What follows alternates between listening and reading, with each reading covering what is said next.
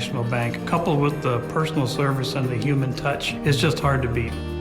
See how Citizens National Bank builds businesses one relationship at a time at cnbohio.com. Thank you, Convoy, for watching your hometown stations.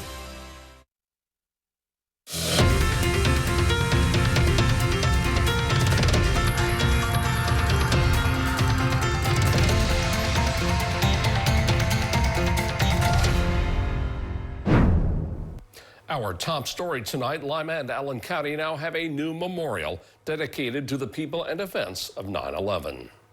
Good evening and thanks for joining us.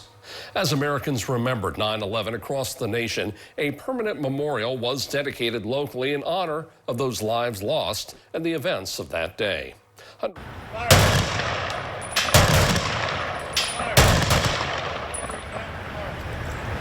Hundreds of people attending the official opening of the Allen County 911 Memorial. It is located in the southeast corner of the Greater Lima Region Park and Amphitheater with 3 artifacts from the day of the terrorist attacks. The memorial was spearheaded by a group of citizens who worked diligently to get the artifacts and private donations to make the memorial a reality.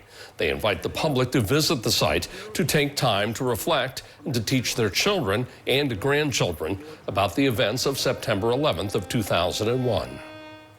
The younger generation doesn't see the impact that it had. Only those that were alive and present and old enough to realize what was going on. I mean, it changed the face of history for this country, and we're still feeling it today. I want that perspective to be shared with them.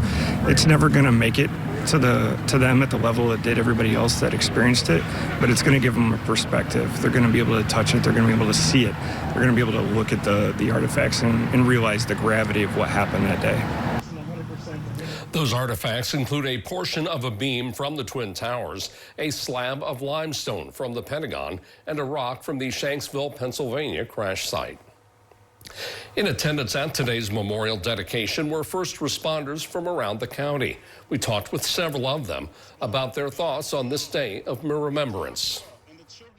I remember that day like it was yesterday. I was working third shift in uniform, and I was 24 years younger, and I received a call from my lieutenant then on the shift, and we all came in and realized that America was under attack, and we were getting ready for anything because of the refinery and the things that we had here in Allen County that could be targets. We all migrated to Central to be together, to watch the events unfold, and as the day went on, we started asking, what can we do to help? And that spread across the county. I mean, we talked to everybody in the area, and it was just the loss of 343 of your brothers is hard to fathom. We were only given information that was provided by the troopers that were in charge of our class. Ultimately, they brought the TV in, and to watch how it transitioned from a training facility into, for someone who really didn't have a lot of knowledge of what was going on, because I was learning about this job, to see it transform into almost like a state command post. And the organization that went on was pretty impressive. Nearly 3,000 people lost their lives on 9/11, with thousands more injured since that day. Thousands more have died or are suffering with 9/11 related illnesses. Dry and pleasant weather is in place yet again tonight. Chief Meteorologist Adam Mussett has a first check of the forecast. Hi, Adam. Hi, Stuart. That's right. Later this afternoon, temperatures climbed into the 80s, but over the past several hours, we've cooled back, now down to 57 in Lima. So comfortably cool out there. 59 degrees in Ada. It's now 57 to the northeast in Bluffton, and by morning, we'll be in the low to mid 50s. So it does look as though temperatures will fall back just a little bit more. Mostly clear all across west central Ohio, and that will remain the case into tomorrow. Sunshine, warm tomorrow to close out the work week. It looks dry and warm for the next 7 days. I don't see much of a chance of any rain. We'll track temperatures and much more that's coming up. Stuart. All right, thanks, Adam. Delphus Canal Day is officially getting started with their annual celebration of the city, complete with a circus theme under the big tent. A few hundred people raising their glasses during the toast tonight. Along with raising a glass to the city, they also recognize Lou Holman with a key to the city for his years of support. The toast is just the beginning of a weekend full of fun family activities, fair food, and live music under the big tent. And residents of Delphos look forward to their end of summer festival each year. Canal Days is one of those events that the whole town can come together and celebrate what is our town and celebrate everything good happening in the community. It's something that everybody can look forward to and mark it on their calendars as that one time a year where you can come uptown, see friends you haven't seen in a while, and just have a good time. The Battle of the Businesses will highlight Friday night's activities. The car show is on Saturday afternoon, and the big parade is Sunday at 2 p.m. For a full list of everything going on, log on to DelphosCanalDays.com. A former Allen County sheriff is seeking an early release from federal prison due to medical reasons. Sam Krish has filed for a compassionate release because he says he has multiple serious health issues. According to court documents, he has been diagnosed with skin cancer, which he has not been treated for, and is in need of a hip replacement. He says his hip pain causes difficulty when he sleeps, walks, and works. Lawyers for the federal government oppose Krish getting an early release, saying that doctors have not ordered any changes to his incarceration except having a lower bunk, and he has not been denied medical treatment. In 2023, he had a benign tumor removed from his brain and his appendix removed that same year.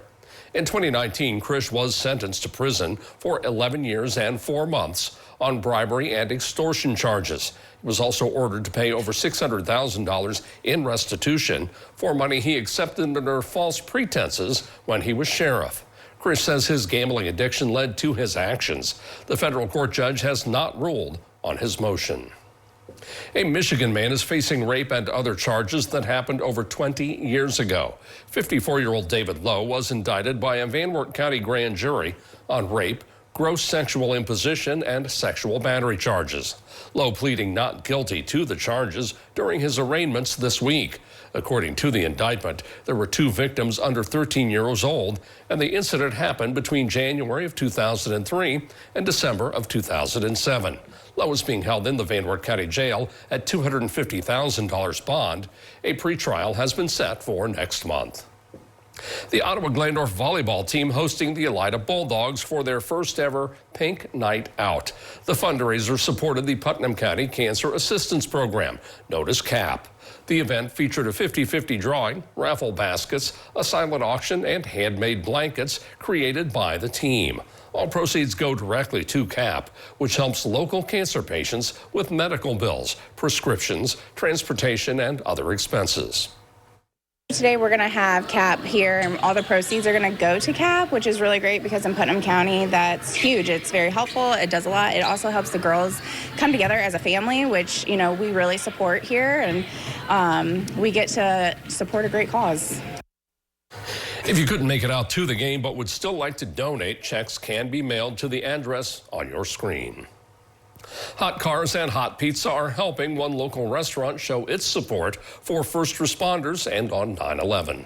The Pizza Hut on North Cable Road hosting a give back event with a car show in the parking lot. So they were encouraging people to stop in for pizza and wings because 20% of all the sales tonight will be going back to support local first responders. First responders don't get enough recognition, and we just wanted to, you know, show our support to them. You know, even if it's not a bunch of money, it's something. They do so much for the community, so it really makes us feel good to be able to give back to them some. The Cable Road Pizza Hut would like to host more give back events, so reach out to them if you have any questions.